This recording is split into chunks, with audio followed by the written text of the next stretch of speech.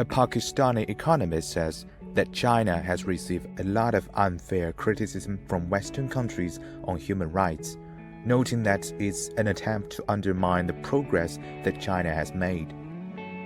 China gets a lot of unfair criticism from the Western countries, and I think it's a deliberate attempt to undermine the great progress that China has made. China has a different system to what Western democracies may, but it is very much concerned about human development.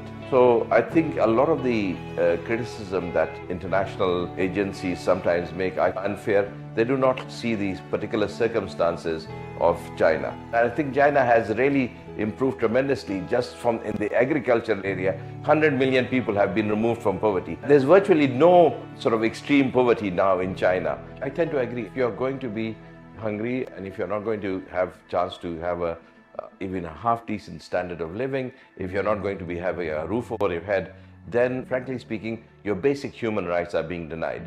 So it's fundamentally important to have those basic human rights. And China has made tremendous progress in educating its population. It has now one of the higher levels of education. There is a sort of view that it is Western democracy and a particular style of Western democracy that is only acceptable. It doesn't have to be exactly as the West prescribes it to be. And sometimes there is a huge amount of hypocrisy in what Western prescription is, because they very often support countries where there is very little human rights or democracy, but they just want to see an outward nature of Westernization.